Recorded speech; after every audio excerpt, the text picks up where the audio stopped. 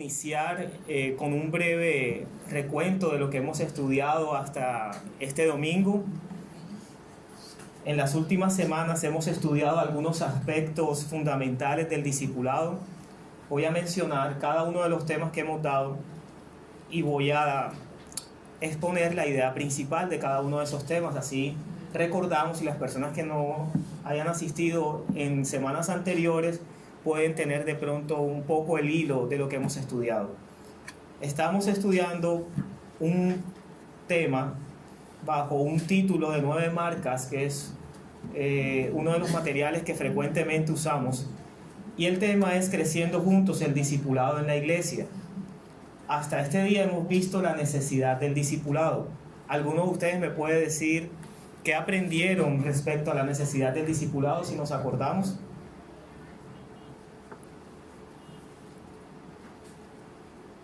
De toda la vida, es para todos. Que es para todos, todos lo necesitamos. Que ninguno de nosotros es perfecto. Todos necesitamos crecer como discípulos de Cristo. Vimos también la definición del discipulado. El discipulado significa crecer como seguidores de Jesús y ayudar a otros a hacer lo mismo. También estudiamos las motivaciones del discipulado. Deberíamos crecer como cristianos y ayudar a otros a hacer lo mismo por la simple razón de que Dios es Dios. No hay otra motivación en hacer discípulos, no hay otra motivación en pertenecer a un discipulado o en crecer como Cristo, sino la gloria de Dios mismo. También últimamente hemos estudiado los medios del discipulado en 2 partes. La primera parte fue seguir ejemplos piadosos, y aprendíamos que imitar ejemplos piadosos es crucial para el discipulado, y todos los cristianos hemos sido llamados tanto a crecer como discípulos como a ayudar a otros a que crezcan como discípulos. Esa es la importancia de seguir ejemplos piadosos. Pero esto no va a ser posible si no utilizamos el medio de enseñarnos los unos a los otros. Fue lo último que estudiamos. Todos los cristianos están llamados a hablar la verdad en amor unos a otros para ayudarnos a crecer en santidad. Es la palabra de Dios la que nos va a ayudar a crecer en santidad. Jesús decía: santifícalos en tu verdad, tu palabra es verdad. Sin ella va a ser imposible, mis hermanos, que podamos crecer como Cristo. Recuerden, Pablo le dice a Timoteo: toda la escritura es inspirada por Dios, útil para enseñar, para instruir, para redarguir, para corregir en justicia, a fin de que el hombre de Dios sea perfecto y enteramente preparado para toda buena obra. Para que nosotros podamos andar como es digno del Evangelio, necesitamos la instrucción de la palabra de Dios. Es importante. Ahora, quiero comenzar en la mañana de hoy con una pequeña anécdota que el pastor John MacArthur cuenta en una de sus predicaciones, en uno de sus sermones. Y habla acerca de un joven burlón, un joven poco atento u obediente, alguien vacío, que quiere intimidar o burlarse de un predicador y le hace esta pregunta: ¿dice usted que la gente no salva carga un peso grande de pecado? Si usted dice eso, la verdad es que yo no lo siento, le decía el joven a este predicador. ¿Qué tan pesado es el pecado?, le preguntaba. ¿5 kilos? ¿40 kilos? ¿60 kilos? El predicador lo mira y con paciencia y muy amablemente le responde con una pregunta: amado joven, si colocaras 200 kilos sobre un cadáver, ¿sentiría la carga? El joven inmediatamente responde: no, es obvio, está muerto. El predicador respondió para enseñarle el punto al que quería llevarlo. El espíritu que no conoce a Cristo está igualmente muerto, y aunque el peso es grande, no siente nada. El creyente no es tan indiferente hacia el peso del pecado como lo es el incrédulo. Ese es el punto. Nosotros como creyentes somos sensibles, o diría yo hipersensibles al pecado. Es por eso el conflicto, es por eso la lucha. Cuando estamos en Jesucristo, nuestros sentidos maduran, nuestros sentidos crecen, y nosotros podemos observar la realidad del pecado en nuestras vidas, un incrédulo es incapaz de hacerlo. Es por eso que en la mañana de hoy vamos a observar cómo el pecado que mora en nosotros se constituye como el enemigo del discipulado. De ahí el título, el enemigo del discipulado, el pecado que mora en nosotros. Estudiaremos este tema bajo dos encabezados. El primero de ellos, si quieren tomar apuntes, porque nada más en las diapositivas estarán las preguntas que usaremos para desarrollar el tema. Pero lo he encerrado bajo dos encabezados. El primero de ellos es el siguiente. El discipulado, el enemigo del discipulado se manifiesta en el creyente mediante la presencia del pecado. El enemigo del discipulado se manifiesta en el creyente mediante la presencia del pecado. Y segundo, el enemigo del discipulado es vencido por el creyente mediante la presencia del Espíritu Santo. Son dos cosas. Se manifiesta en el creyente mediante la presencia del pecado y segundo, es vencido por el creyente mediante la presencia del Espíritu Santo. Iniciaremos con nuestro primer encabezado. El enemigo del discipulado se manifiesta en el creyente mediante la presencia del pecado. Para ello los invito a que me acompañen a Romanos capítulo 7, versículos del 13 al 25.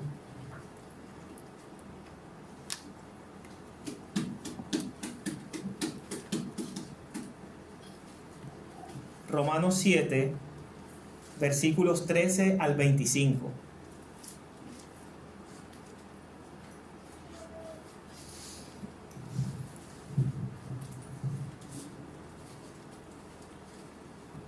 ¿Todos lo tienen?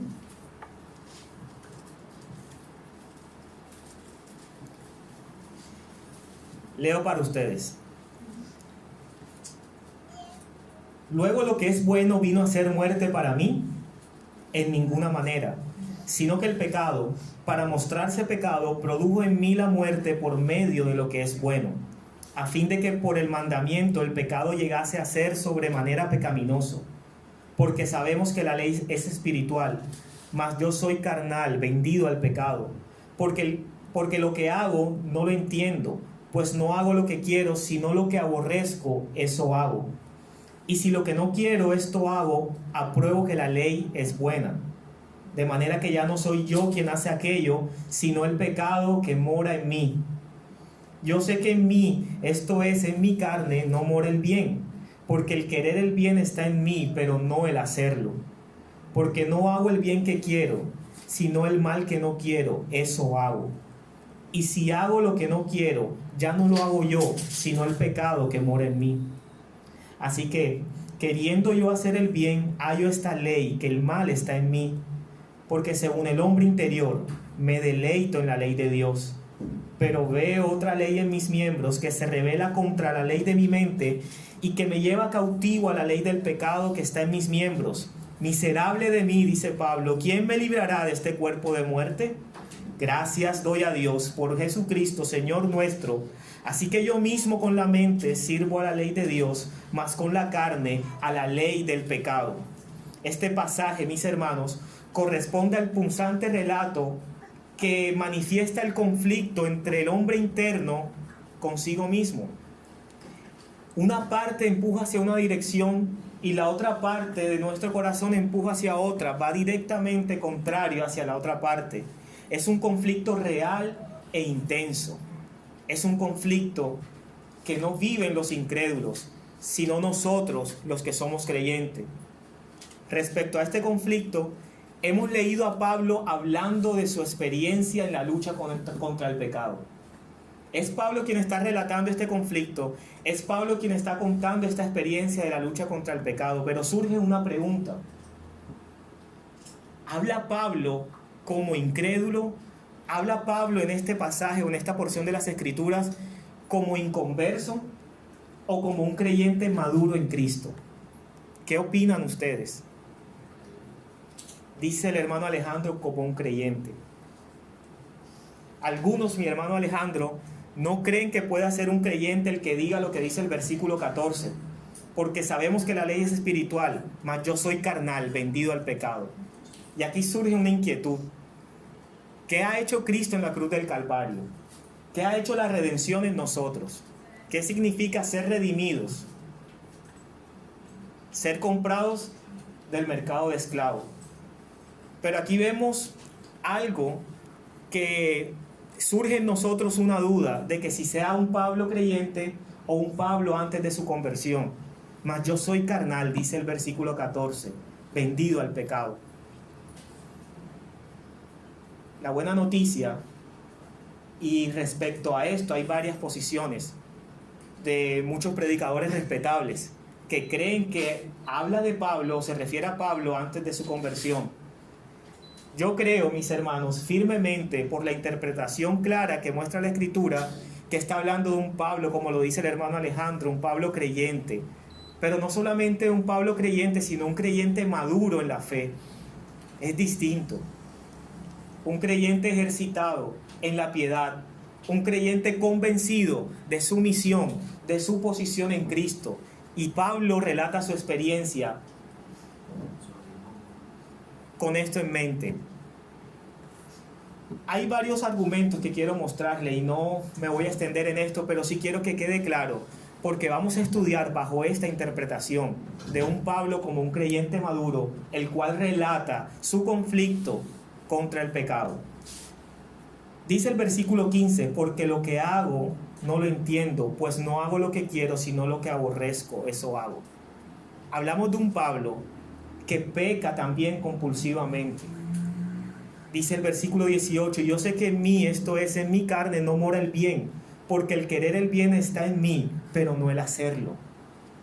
Ahora, los siguientes son argumentos fundamentales para pensar que Pablo habla ya maduro en la fe.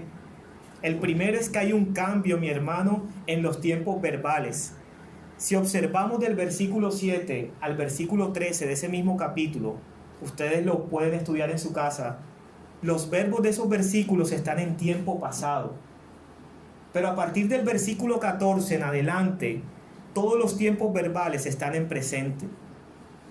Porque sabemos que la ley es espiritual, mas yo soy carnal, vendido al pecado. Dice el versículo 15, pues no hago lo que quiero, sino lo que aborrezco, eso hago. No está hablando, pues no hacía lo que no quería. Está hablando, pues no hago lo que quiero, presente. Hay otro argumento, y es uno de los más fuertes. Pablo se deleita en la ley de Dios. Versículo 22, me deleito en la ley de Dios. Mi hombre interior, dice Pablo, se deleita en la ley de Dios. A pesar que Pablo está mostrando su lucha incansable contra el pecado y que peca también continuamente, él dice, me deleito en la ley de Dios. Los incrédulos no se pueden deleitar en la ley de Dios desde lo más íntimo de su corazón como Pablo lo está haciendo. Romanos 8:7 dice, ya que la mente puesta en la carne es enemiga de Dios, porque no se sujeta a la ley de Dios, pues ni siquiera puede hacerlo. El incrédulo está alejado de la ley de Dios, está apartado de Dios, está separado de Él y no tiene la capacidad por sí solo de deleitarse en esa ley, porque aborrece a Dios con todas sus fuerzas, porque no ha sido redimido, porque aún está bajo el poder del pecado. El incrédulo es incapaz de deleitarse en la ley de Dios.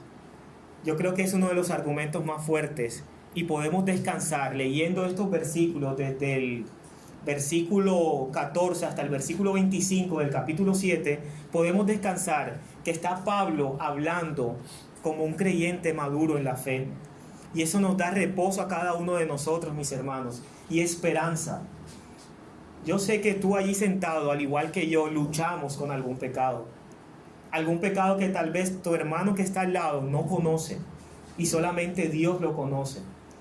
Algún pecado que tal vez no queremos que salga de nuestra intimidad. Y muchas veces nos sentimos culpables o muchas veces sentimos que no somos salvos.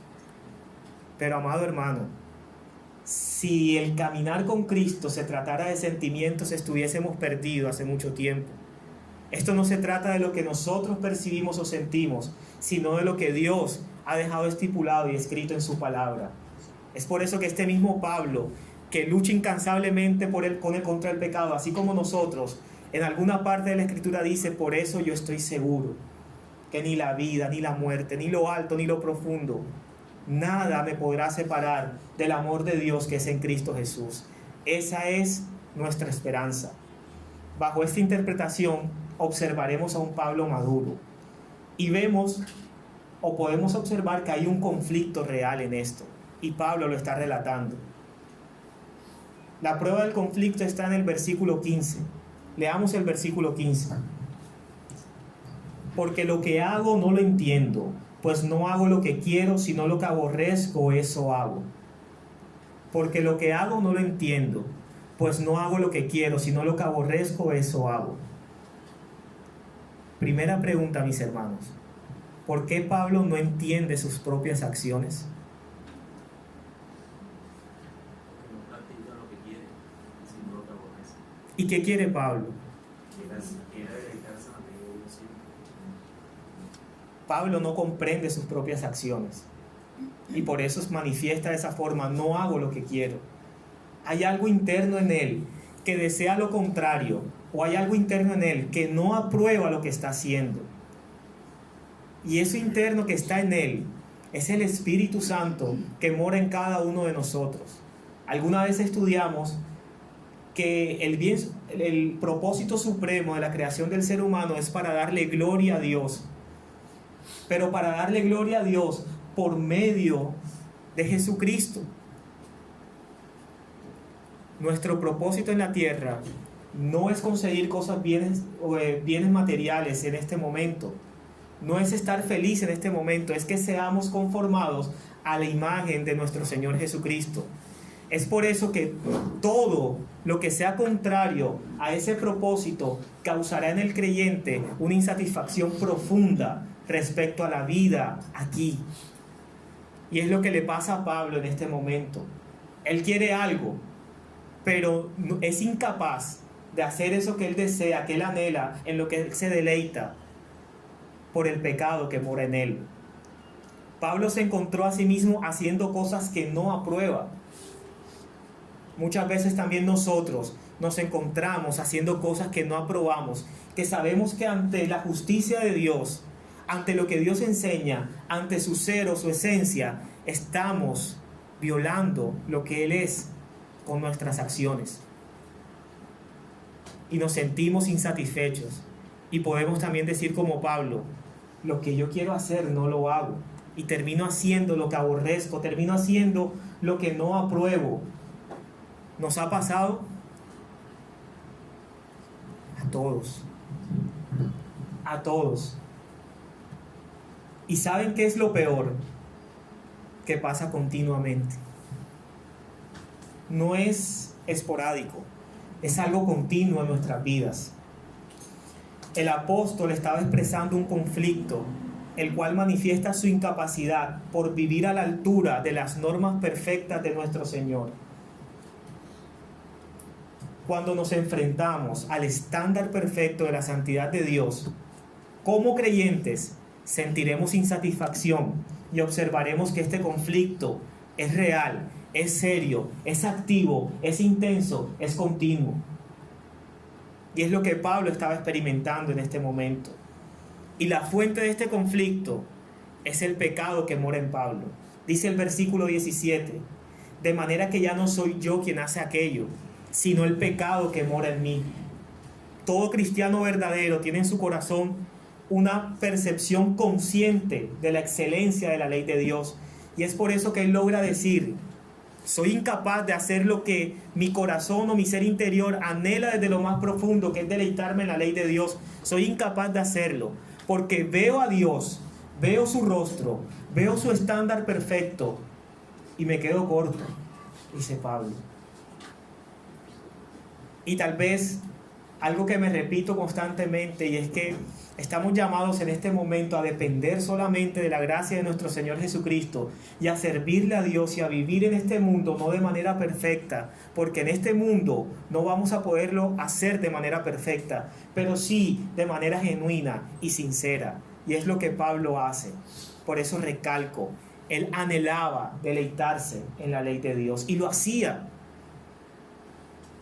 Pero reconocía también que existía un conflicto interno en él. Reconocía también la realidad del pecado que mora en él. Mi hermano, esto nos debe ayudar a que nuestras relaciones en la vida, no solamente con creyentes, sino también con incrédulos, puedan llegar a mejorar. ¿De qué manera?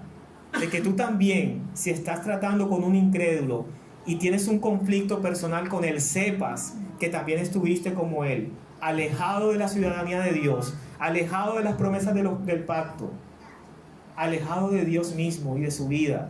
Tú también estuviste como él, pero Dios demostró su amor cuando tú aún eras débil y pecador, y que también ese mismo Dios poderoso, ese gran Dios de un gran evangelio, lo puede hacer con esa persona. Ahora, cuánto más cuando tenemos un conflicto interno con un hermano en la fe, un hermano que aunque ha sido libre de la pena del pecado, que aunque está siendo libertado del poder del pecado, está como tú y como yo, aún en la presencia del pecado. En este presente siglo, siempre estaremos en la presencia del pecado. Llegará un día en que veremos cara a cara a Dios y seremos libres también y salvos de esa presencia del pecado. Ahí habrá verdadera libertad para cada uno de nosotros. La invitación es a que miremos a aquel hermano con el cual tenemos o podremos llegar a tener un conflicto con misericordia, como si fuésemos uno de nosotros. De esta forma, vemos cómo la realidad del Evangelio se manifiesta en cada uno de nosotros y en cada una de nuestras relaciones. Y de esta forma impedimos que el pecado que mora en nosotros sea un obstáculo para que crezcamos como Cristo, para que seamos ejemplos piadosos y para que ayudemos a otros a ser ejemplos piadosos. La fuente del conflicto es el pecado que mora en el creyente.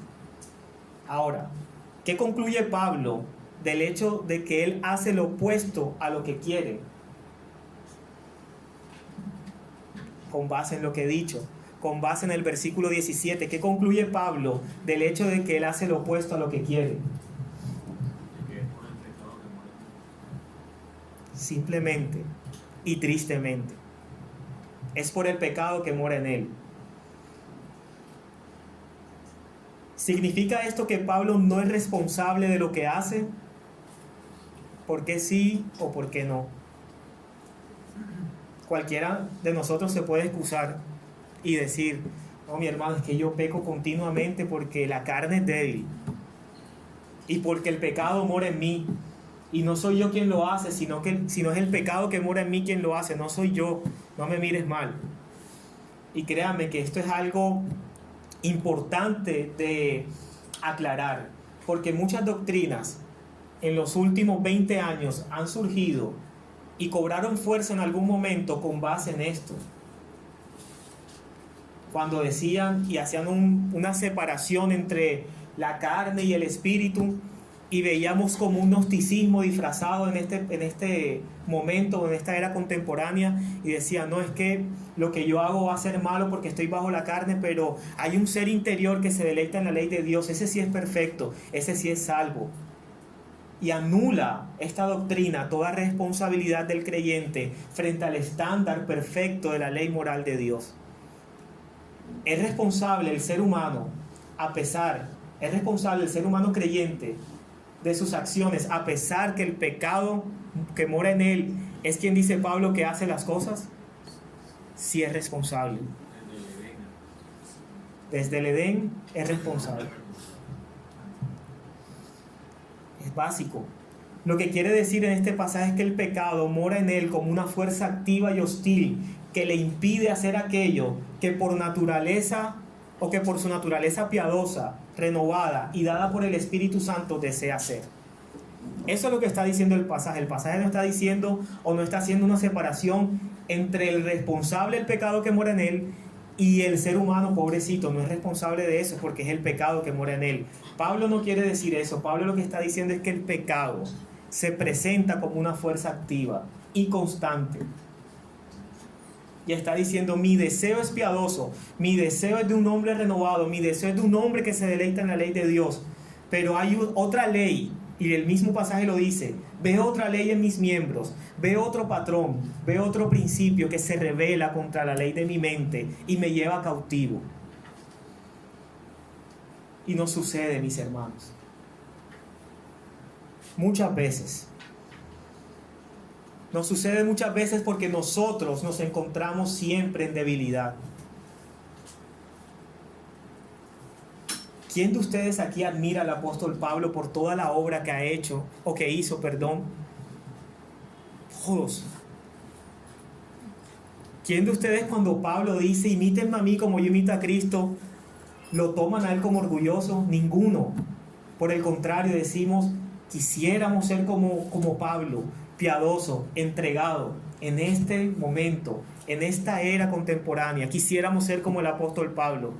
Pero vemos que también el estándar de Pablo está lejos de nosotros. ¿No les ha pasado? Este mismo Pablo que nosotros vemos como un ejemplo piadoso, en algún momento le ruega al Señor que quite de él ese aguijón que tiene en su carne. Este mismo Pablo que vemos como un ejemplo piadoso a seguir, el Señor le responde, Pablo, bástate mi gracia, que mi poder se perfecciona en tu debilidad. Este mismo Pablo concluye, porque cuando soy débil, entonces soy fuerte.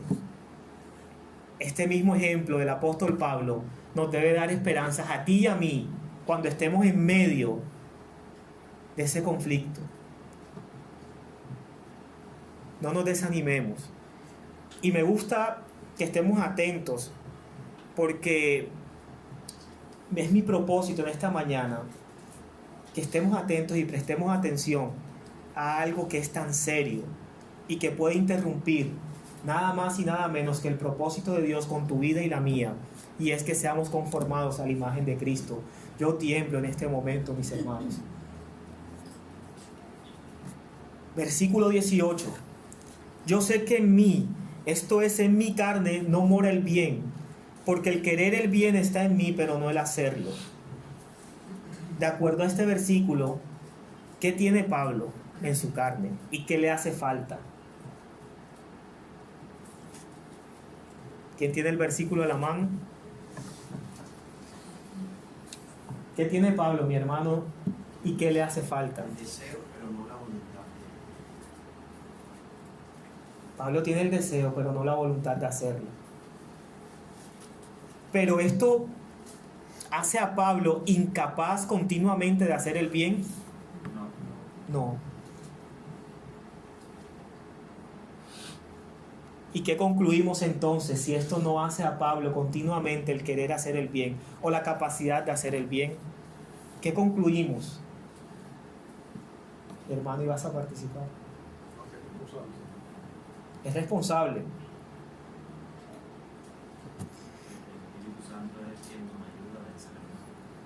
Es el Espíritu Santo quien nos ayuda a vencer el mal, quien nos da la fuerza.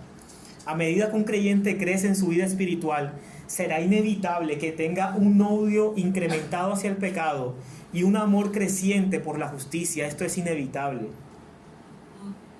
Esto solamente sucede en la vida de un creyente. Esto solamente sucede en la vida de alguien regenerado por el poder del Espíritu Santo. En la vida de una persona que el Espíritu Santo lo ha convencido de pecado, de justicia y de juicio. Y es allí otra preocupación que debe surgir en cada una de nuestras vidas. Mi hermano, ¿estás sintiendo esta lucha? Si la estás sintiendo, dale gracias a Dios. Y si no, examina tu corazón, porque probablemente, tal vez no seas creyente. Si no sientes este peso que siente el apóstol Pablo, si no sientes esta carga que siente el apóstol Pablo, probablemente tengas 200 kilos encima de pecado, pero no lo sientas porque estás muerto. y no tan probable, sino muy seguramente. Pablo tiene el deseo de hacer lo que es bueno, pero le falta la capacidad para llevarlo a cabo, y solamente a través del poder del Espíritu Santo que mora en él va a poder desarrollar su deleite en la ley de Dios. De la misma forma pasa con cada uno de nosotros. Tal vez tengamos el deseo y vemos que fracasamos continuamente en nuestra lucha por ser genuinos y sinceros ante el estándar de Dios, pero tal vez fallamos muchas veces. Y quizás es porque estamos tratando de cumplir el estándar de Dios con base a nuestras fuerzas. Esto no se trata, mi amado hermano, de dejar de hacer algo o hacer algo para ser más piadoso. No son acciones. El pecado no se trata de esa forma. Al pecado no se le tratan los síntomas. No es que yo tengo un pecado intenso en que le dedico tiempo más a las cosas de este mundo que a las cosas de Dios. Yo creo que nos pasa a todos, pero a algunos más que a otros. Entonces yo voy a dejar de ver televisión, entonces voy a vender el televisor, no voy a tener televisor en el cuarto donde estoy con mi esposa, no voy a tener televisor ni en la sala ni en el cuarto de mi hija. Pero si solamente nos basamos en contrarrestar lo externo, vamos a estar o nos vamos a encontrar cumpliendo un estándar bajo nuestras fuerzas, y vamos a estar o encontrar cumpliendo o haciendo una obra que no agrada ni glorifica a Dios. El pecado es tan serio que no se trata con lo externo o atacando a los síntomas. El pecado es tan serio que tiene que ser tratado atacando la raíz del mismo, la motivación del mismo. Y es que tú y yo, desde que Adán, como nuestro representante, existe en este mundo, o existió en este mundo, queríamos ser como Dios. Esa es la raíz y la motivación de nuestro pecado, cualquiera que sea. Tú y yo, también muy en el fondo, en este presente siglo, queremos ser como Dios. Mi hermano, ¿por qué dices eso? Eso fue Adán, no yo. Yo lucho con otras cosas. Yo tal vez lucho con el alcohol, yo tal vez lucho con la pornografía, pero yo no lucho por querer ser como Dios. Yo tal vez lucho con mi carácter, yo tal vez lucho con mi orgullo, pero yo no lucho por querer ser como Dios. Quiero decirte en esta mañana que sí luchas por querer ser como Dios, por el simple hecho que al desobedecer a Dios estás diciéndole: Dios, tus reglas no me sirven, tus reglas no me agradan, mis reglas sí me agradan, y yo quiero hacer lo que quiero porque quiero ser mi propio Señor, mi propio soberano y mi propio Salvador. Quiero ser libre de ti. Y la noticia que te quiero dar es que ni tú ni yo somos libres de nada, porque antes éramos esclavos del pecado, y si verdaderamente creíste, ahora somos esclavos de Cristo, pero somos esclavos de alguien. Antes de algo que nos destruía, porque la paga del pecado es muerte. Ahora de algo que nos vivifica, porque la dádiva de Dios, el regalo de Dios es vida eterna en Cristo Jesús.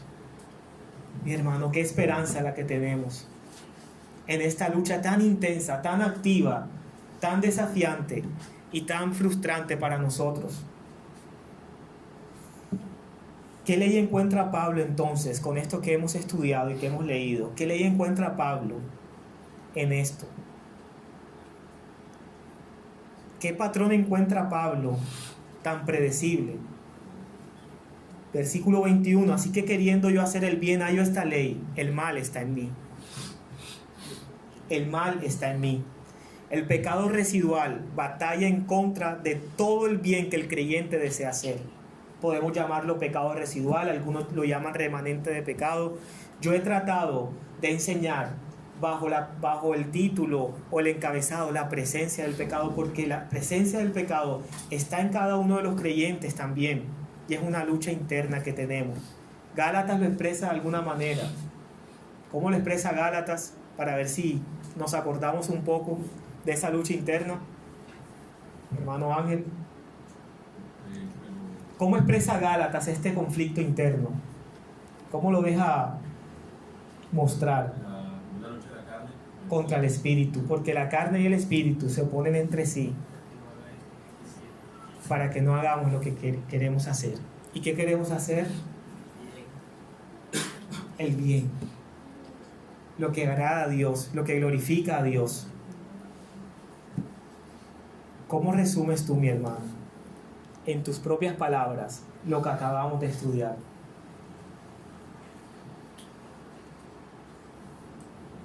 Ahorita que menciona Gálatas es interesante porque y tiene que ver también con esto que estás preguntando, porque en Gálatas él está exhortando a otras personas a verle su condición de pecado, lo que están luchando ellos.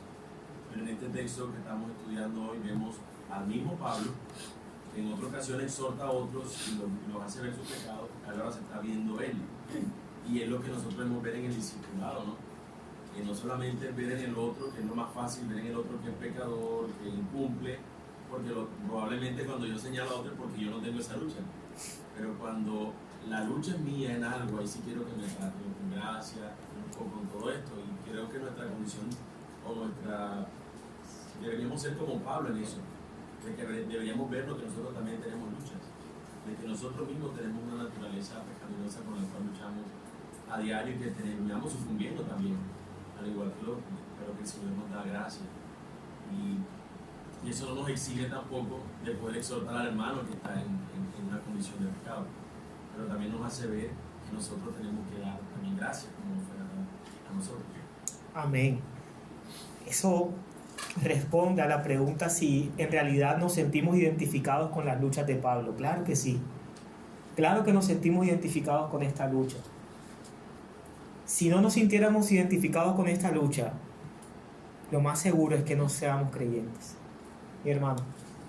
Yo veo un predicador sincero, por decirlo de una manera, porque si nosotros nos quedamos con la verdad que Pablo había dicho en el capítulo 6, en el verso 22, cuando dice: mas ahora que habéis sido libertados del pecado y hechos siervos de Dios, tenéis vuestro fruto la santificación y como fin la vida eterna. Si a mí me dicen esa verdad y yo la creo, pero luego en mi experiencia empiezo a ver que aún yo tengo luchas con el pecado, yo digo: Pablo es mentiroso porque me dijo que ya yo había sido libertado del pecado. Pero Pablo aquí está mostrando que a pesar de esa verdad, que es verdad, nosotros tenemos que tener por cierto que aún tenemos que luchar con el pecado, y es lo que Pablo de pronto trata de demostrar con su experiencia en todo el capítulo 7 que es lo que está venido exponiendo. Incluso en el capítulo 6 Pablo habla que el pecado no se enseñoreará más de vosotros. Y lo deja claro porque él dice: perseveraremos en el pecado para que la gracia abunde. Dice en el capítulo 6, en ninguna manera. El pecado, después sigue diciendo, no se va a enseñorear más de vosotros, porque los que ya hemos muerto al pecado, ¿cómo viviremos aún en el pecado? Y está hablando acerca de un hábito, de una vida constante de pecado, de una vida en pecado, de una vida bajo la ley. Mi hermano. Lo que dice Harley es lo que normalmente escuchamos, esa frase que dice: es ya, pero aún no. Que esa paradoja extraña, ¿no? Somos salvos, sí, pero aún realmente, definitivamente no. Todavía tenemos esa lucha contra el pecado. O sea, cuando el Señor se manifieste, que nosotros hemos librado del pecado. Amén. Hay un predicador que lo dice de esta manera y va a tratar, y lo que voy a expresar es en términos de pecado. Quiero aclararlo. Dice: nosotros fuimos salvos de la pena del pecado. Estamos siendo salvados del poder del pecado, pero seremos salvos en la segunda venida de nuestro Señor Jesucristo. Seremos salvos de la presencia del pecado. Y esto lo digo respecto al pecado. Y es lo que sucede en la vida del creyente. Pablo le está hablando a personas que también experimentan esta lucha. Pero es algo de doble vía, porque él deja claro de que si no experimentamos esta lucha, probablemente el Espíritu Santo no more en esa persona. Porque solamente un creyente puede experimentar esta lucha. Y quiero dejar claro hoy, en esta mañana, ese punto. ¿Qué nos enseña este pasaje acerca de la naturaleza del pecado? Esto es diferente a como normalmente pensamos acerca del pecado. Normalmente pensamos acerca del pecado que es un error, que fallamos. Probablemente pensamos es que somos humanos y pecamos. Errar es humano, perdonar es divino, tal vez podemos llamarlo de esa forma también. Y muchas veces tomamos el pecado como que nos hace pecadores. No, mi hermano, esto es algo intenso y activo. Y pecamos porque somos pecadores. Esa es la razón por la cual pecamos. Este pasaje nos enseña que el pecado es una fuerza dominante, es una fuerza poderosa y activa que aún vive en nosotros como creyentes. Tú y yo no debemos estar desapercibidos de esta realidad tan intensa, porque si lo estamos, mi hermano, probablemente estemos deleitándonos en ese pecado. Si nuestros sentidos no están apercibidos de eso, es porque nos sentimos cómodos de la forma en cómo pecamos.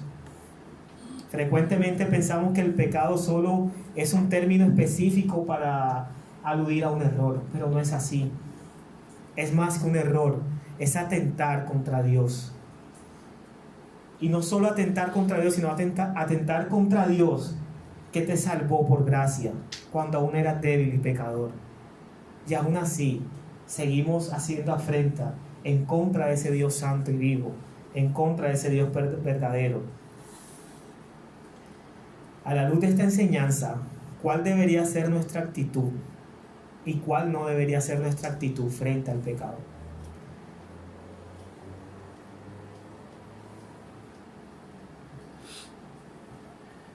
Hay un pecado, la actitud contra los pecados que son evidentes en una persona creyente, obviamente. Es más fácil de luchar contra ese pecado porque a un hermano te pueden ayudar con eso. Pero aquí el tema de la actitud debe ser más sobre esos pecados ocultos, que a veces creemos no tener y tenemos. Sobre todo cuando creemos que nosotros no matamos ni robamos y creemos que hay que cumplir con la ley de Dios, pero sí estamos suplantando a Dios mismo, como tú lo decías ahorita, ya sea por uno mismo o por cualquier otra persona o cosa. Y sobre todo sobre esas cosas que hay que estar atentos y de verdad revisarnos si hay un pecado en medio de todas esas cosas y luchar contra eso, porque no podemos estar deleitando en eso sin saber que lo estamos haciendo. Así es. Es decir, que una actitud, mi hermano. No, también creo que sumado a eso o aportando a eso, nuestra actitud ante el pecado, también teniendo en cuenta a mi hermano, al prójimo, al que voy a ser discipulado, juntos que vamos a discipularnos, debo tener en cuenta que yo no puedo consentir el pecado como si un nene pequeño se tratara para pechicharlo, porque cree que se madure. Nuestra lucha debe ser mortificar la carne, matar el pecado, pero también debo recordarme que el Señor me invita a ser como Él, manso y humilde. Entonces son las dos cosas. No puedo ser más dador de gracia cuando el Señor también es justo, pero tampoco debo ser tan severo cuando el Señor muestra gracia. Entonces en esas dos cosas tenemos que movernos nosotros, dándole gracia al pecador, pero también recordándole que su pecado no solamente tiene consecuencias, sino que Él tiene que luchar con ese pecado. Entonces, si nosotros consentimos un pecado y consentimos a la persona, vamos a terminar cometiendo nosotros un pecado, por ejemplo, la murmuración, murmurando, mira que el hermano lo que hace, mira que no se corrige, no nos atrevemos a luchar con ese pecado.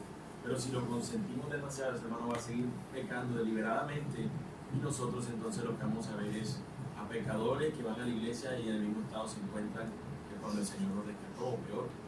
Entonces tenemos que tener las dos cosas allí. Es allí que nosotros debemos tener claro la realidad o la importancia de la realidad del pecado en la vida de cada uno de nosotros. No podemos ser complacientes con el pecado, no podemos ser indulgentes con el pecado, no podemos ser apáticos o minimizar el pecado, no solamente en nuestras vidas, sino también en la vida de los otros. Pero como decía mi hermano Ángel, caminando sobre dos perspectivas, o sea, no solamente señalando el pecado, sino también dando gracia, como nosotros recibimos gracia cuando éramos pecadores.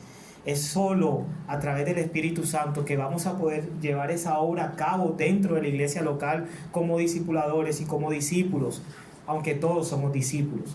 Es solamente a través del poder del Espíritu Santo que Pablo logró continuar su misión a pesar de su debilidad, a pesar de su aguijón, y que al final de su carrera pudo irse tranquilo y partir con el Señor en paz.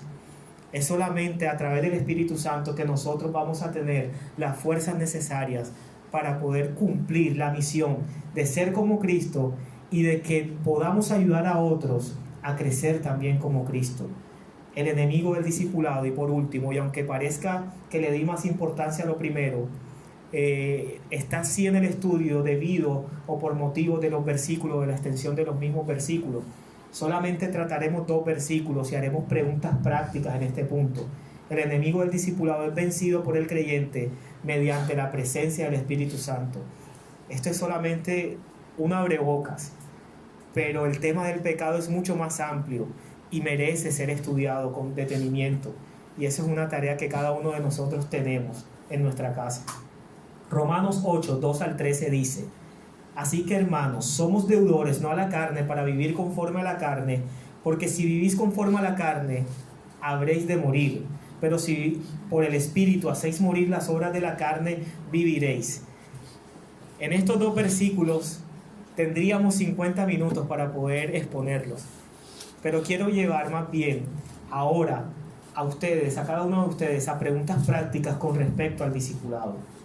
Quiero decir que el Espíritu Santo nos da el poder para tener la victoria sobre el pecado que reside en cada uno de nosotros. La frase "así que", Pablo hace recordar con esa frase a sus lectores los magníficos privilegios que tenemos sobre el pecado. Y todo esto se debe, o es el resultado de la victoria que tuvimos en Cristo por la justificación de nuestras almas. Ya no nos encontramos bajo la condenación de Dios debido a esa justificación. Hemos sido librados de la ley del pecado y de la muerte debido a esa justificación que Pablo explica en capítulos anteriores en Romanos.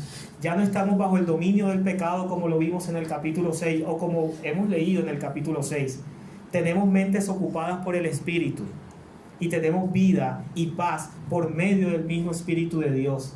Por eso Pablo va a decir: ninguna condenación hay para los que están en Cristo Jesús, los que han crucificado a la carne, los que desean vivir conforme al Espíritu, no conforme a la carne. Para ellos ninguna condenación hay, a pesar de su debilidad, a pesar de su lucha interna, a pesar de que no estuvieran reinando, sí están reinando en vida, porque tienen victoria en Cristo Jesús y su posición ha cambiado de muerte a vida por Cristo Jesús. ¿Qué nos dice Pablo que debemos hacer con el pecado que mora en nosotros? Mi hermano Ángel lo dijo ahorita: hay que hacerlo morir. Literalmente hay que matar el pecado. ¿Y cómo lo hacemos? De manera práctica, ¿cómo lo hacemos? No te voy a dar específicamente detalles prácticos para hacerlo, porque sería pragmático y estaría imponiendo un dogma que tal vez me sirva a mí en ustedes, y no se trata de eso. Pero a manera de principio general, y lo que la Biblia enseña de cómo mortificar el pecado, es a través de la confesión de los mismos a Dios y de pedirle perdón a Él. Si confesamos nuestros pecados y nos apartamos de Él, alcanzaremos misericordia, dice la palabra. También podemos confesar a Dios que odiamos nuestro pecado y pedirle la gracia para vencerlo. Eso lo podemos hacer a través de nuestra oración. No solamente oremos por darle gracias a Dios o por pedirle, sino también oremos para decirle a Dios cuán débil nos sentimos y cuán poderosos y seguros podemos ser por medio de su Espíritu Santo. Esto también nos lleva a leer, estudiar, meditar, memorizar las Escrituras, de tal forma que sature nuestros corazones y nuestras mentes. Esto nos llevará a estar meditando continuamente en lo que hemos leído. Pero si no leemos las Escrituras, va a ser muy difícil que el Espíritu Santo nos redarguya. Va a ser muy difícil que nosotros podamos recordar cuál es la instrucción de Dios frente a la lucha contra el pecado. El salmista decía: acuérdame tus dichos, o recuérdame tus dichos para no pecar contra ti. Es la ley de Dios, es la Escritura la que guarda nuestros corazones, la que guarda nuestros caminos, pero la que también es lumbrera, que es luz en el camino. También debemos practicar regularmente y de corazón en la adoración corporativa de la iglesia.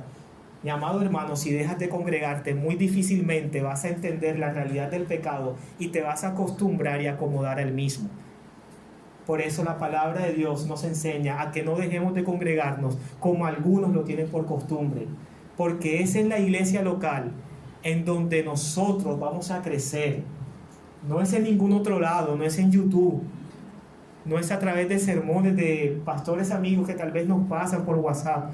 No, es en la iglesia local, en donde vamos a ser capacitados por medio de la obra o el servicio de los santos, por medio de evangelistas, por medio de pastores y por medio de maestros. Es en la iglesia local donde vamos a crecer como un cuerpo, en un espíritu, en una fe, bajo una misma cabeza que es nuestro Señor Jesucristo. Si definitivamente estas cosas que he mencionado no te han ayudado a vencer el pecado que mora en ti de manera continua, o no te han ayudado a apartarte de hábitos de pecado que tal vez estás experimentando, lo siguiente es buscar consejería y rendición de cuentas entre hermanos más maduros en la fe. Eso es lo siguiente, y es la invitación. Si estás luchando con un pecado en esta mañana, mi hermano, y el leer las Escrituras, tal vez para ti no ha sido suficiente, el congregarte regularmente, para ti no ha ayudado a mucho a lidiar con ese pecado que mora en ti y que es constante, mi hermano, busca ayuda en un hermano más maduro y confiesa, no solamente ahora ante Dios, sino ante el hermano, tu pecado, para que Él pueda ayudarte a que seas restaurado. Confesar los pecados es importante. Y hay muchas cosas más que ustedes podrían agregar en algún momento, pero básicamente son estas. Ahora, termino y finalizo con esto. ¿De qué manera o de qué maneras puede el pecado amenazar el discipulado en la iglesia? El pecado amenaza el discipulado en la iglesia de muchas maneras, incluyendo causa ofensas personales a otros. Si tenemos un pecado de orgullo, si somos orgullosos, si tenemos problemas de carácter, probablemente no solamente estaremos afrentando en las personas de afuera, sino que también ese carácter se va a ver reflejado dentro de la iglesia local y eso va a estorbar el discipulado. Y si tal vez estamos discipulando en una casa, en un grupo pequeño, y tú has tenido un problema con ese hermano que está enseñando en ese momento y no hemos sabido lidiar, tanto el hermano como tú que has tenido ese problema con el pecado y con esta afrenta, nos vamos a desanimar y ya vas a decir, mira, es que yo no quiero ir a la casa de ese hermano, no quiero escucharlo a él, entonces me voy para otro lado mejor, y vas a seguir teniendo el mismo problema. Y es por eso que yo decía al inicio que tanto tú como yo estamos siendo remodelados, estamos siendo perfeccionados, aún estamos siendo salvados del poder del pecado, porque aún no hemos sido salvos de la presencia del mismo, aún el pecado mora en nosotros. Eso también, el pecado también puede desmotivarnos mediante palabras imprudentes, y esto habla también de nuestro carácter. Esto amenaza la unidad de la iglesia. El pecado es un enemigo acérrimo de la unidad de la iglesia, es un enemigo acérrimo del que como creyentes crezcamos hacia la estatura del varón perfecto y ayudemos a otros a crecer a la estatura del varón perfecto. Esto es discipulado y el pecado siempre va a ser un obstáculo para eso, mis hermanos. Ahora, la Escritura nos llama a responder cuando otros pecan contra nosotros de varias maneras, pero quiero hablar una sola, y es la siguiente, Mateo 18, del 15 al 20, para que lo busquen y lo lean en su casa. Si tu hermano peca, ve y repréndelo a solas. Si te escucha, has ganado a tu hermano. Empecemos por ahí. No murmuremos. Si es un hermano que pecó contra ti y tú te sientes ofendido por la actitud del hermano, por lo que el hermano dijo o por lo que el hermano no hizo, ve a donde tu hermano, acércate a él y habla, conversa con él y pregúntale por qué lo hizo. De esta forma guardaremos la unidad de la iglesia, de esta forma estaremos ganando terreno a ese enemigo del discipulado dentro de la iglesia local. Es de esta forma, mi hermano. Romanos 12, 17 al 19 dice: nunca paguéis a nadie mal por mal, respetad lo bueno delante de todos los hombres, si es posible, en cuanto de vosotros dependa, estad en paz con todos los hombres. Si tenemos este principio muy arraigado en nuestro corazón, lo más seguro es que estaremos contribuyendo a guardar la unidad, ya que el pecado que mora en nosotros no estorbe el discipulado. El discipulado hablando en términos de crecer como creyentes a la estatura del varón perfecto. Mi hermano, quiero concluir de la siguiente manera.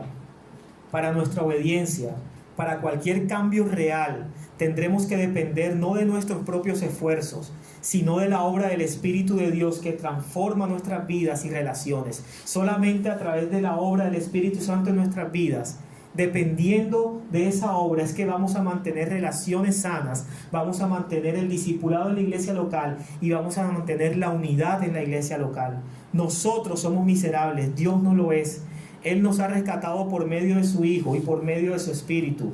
Él nos ha transformado para que podamos gozar de Él para siempre. En esta mañana, mi hermano, hemos visto que el enemigo del discipulado, o con respecto al enemigo del discipulado, hemos visto que se manifiesta primero mediante la presencia del pecado en el creyente, pero también hemos estudiado que este enemigo es vencido por el creyente mediante la presencia del Espíritu Santo. Y eso debe dar descanso y paz a nuestras almas. Oremos.